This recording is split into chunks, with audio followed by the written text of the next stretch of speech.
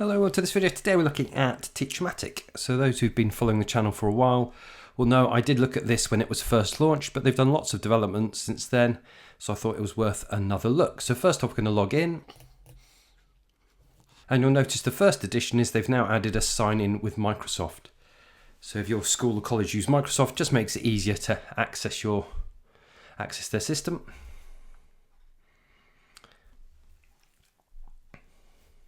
So once logged in, we can see down the left-hand side we've got various menus. We've got all generators, top generators, and saved results, and we'll come back to that in a bit. We've then got the different sectors, whether that be primary, secondary, vocational, or higher education. And then we can filter on the teaching activity we want to focus.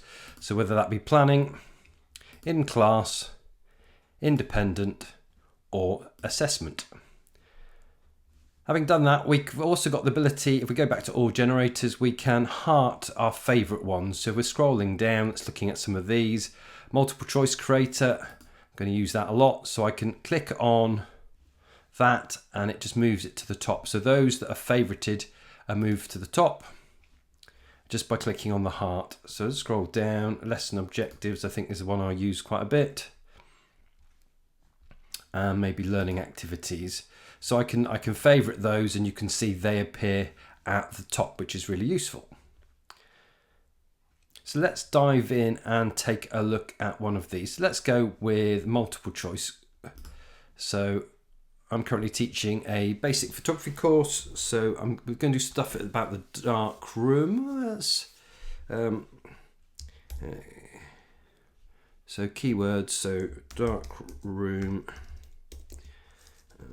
Paper processing, introduction,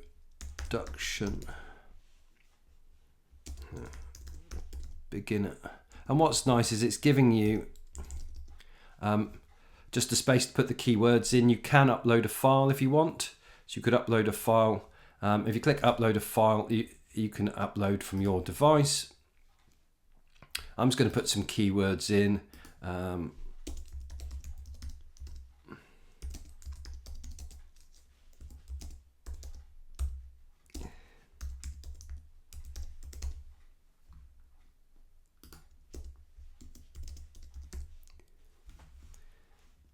You could add a URL as well. Now notice, as it says at the bottom, not all URLs work. And then you can alter the number of questions. You can use the slide there to adjust, so the up and down arrows to adjust.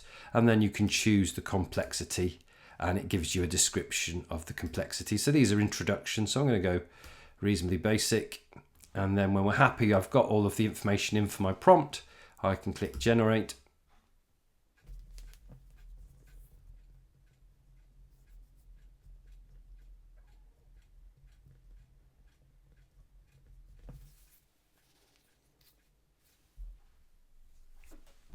And we can see, there we are, it's generated some questions and it's generated potential answers and the correct answer. And if I scroll down, I've got the option to export as various things. So I can export as a PDF, a Word, a GIF for VLEs, Canvas, so you could use with your local school or college VLE, and my favourite quizzes. So I can click that, save that, and I can then import that into quizzes. So that's really useful, a quick way of getting a quiz created and then shared using quizzes with your students.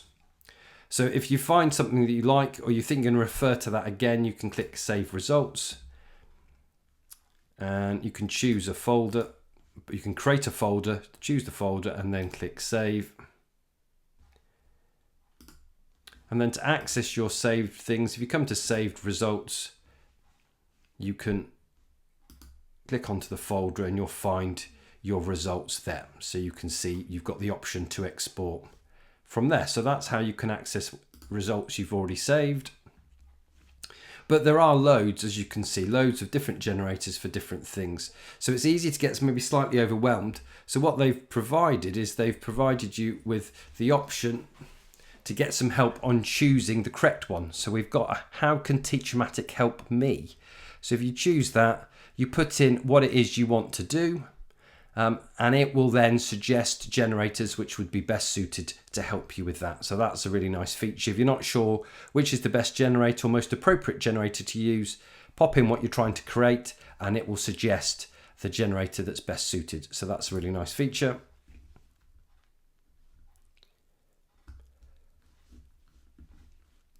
So looking at lesson objectives,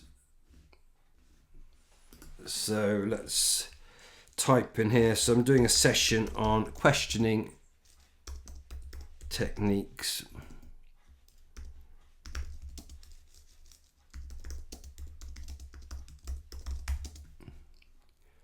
Let's correct that. So lesson objectives, let's say just the 3. And then what's really nice with some of these is you can involve Bloom's taxonomy. So we've got the different levels of thinking skills, so higher level and lower level thinking skills. So because this is introduction, I'm just going to have knowledge and comprehension, but you could set that. And then the final thing you can do is you can set, using the slider, the level of complexity. So we put in what we're after, questioning techniques for new teachers, and let's see what it generates.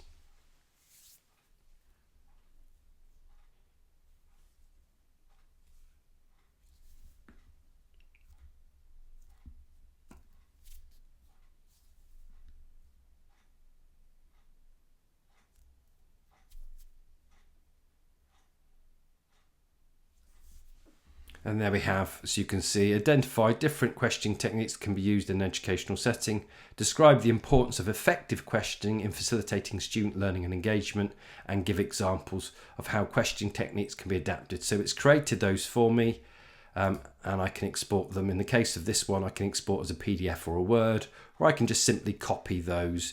If I want them tweaked again, I can click regenerate and it will give me another iteration. I'm just going to save that.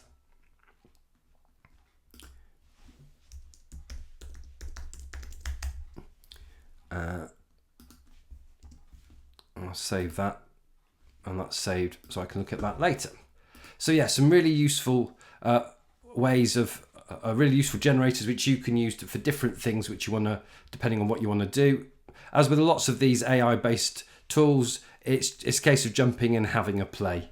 If you're interested in some of the other AI tools I've reviewed, then click in the banner in the top right hand corner and you can watch my playlist of AI tools.